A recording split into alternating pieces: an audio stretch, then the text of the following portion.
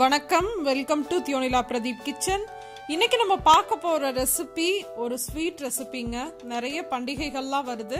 அந்த பண்டிகைகளுக்கு இந்த sweet recipe கண்டிப்பா உங்களுக்கு யூஸ் ஆகும். நீங்க டக்குன்னு முடிவு பண்ணி டக்குன்னு செஞ்சிடலாம். அவ்வளோ ஈஸியா செய்யக்கூடிய பிரெட் அல்வா இன்னைக்கு எப்படி பண்றதுன்னு பார்க்கலாம். இப்போ இந்த பிரெட் அல்வா பண்றதுக்கு முந்திரி பருப்பு, பாதாம், அப்புறம் கிஸ்மிஸ் பழம் இது எல்லாத்தையுமே நம்ம வறுத்து எடுத்துடலாம். அதுக்கு ஒரு பேன்ல 1 டேபிள் ஸ்பூன் அளவு நெய் சேர்த்துக்கோங்க.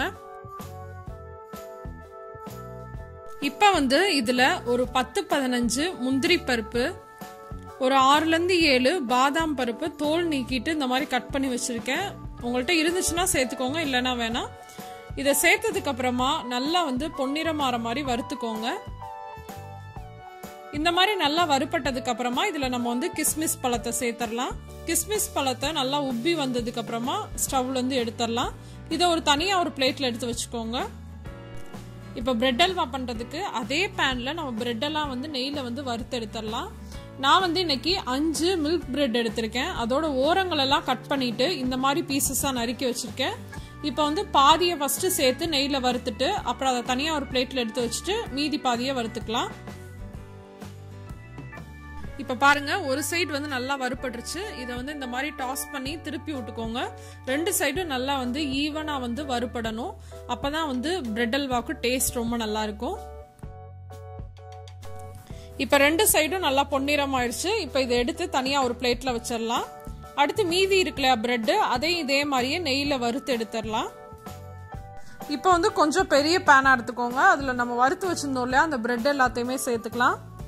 சேர்த்துட்டு அது கூட ஒரே ஒரு டேபிள் ஸ்பூன் அளவு மட்டும் நெய் சேர்த்துக்கோங்க.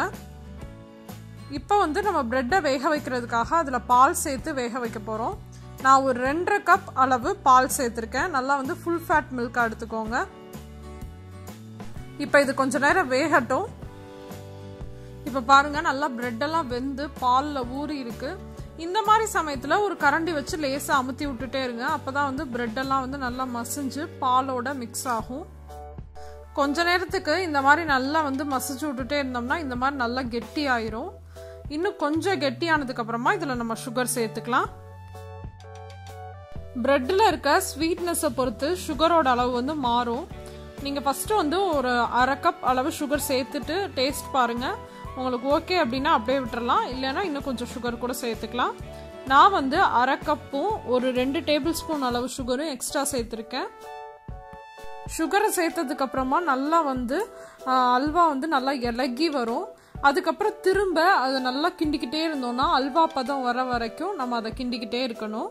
இப்போ ஸ்டேஜ் பை ஸ்டேஜா எப்படி இருக்கு அப்படின்னு பார்க்கலாம். இந்த மாதிரி பாலெல்லாம் நல்லா வத்தி கெட்டியானதுக்கு அப்புறமா அதுல ஒரு 2 ஏலக்காய் சேர்த்துக்கோங்க. ஏலக்காய் தூள் நீங்க சேர்க்குறீங்க அப்படின்னா கடைசியில சேர்த்துக்கலாம்.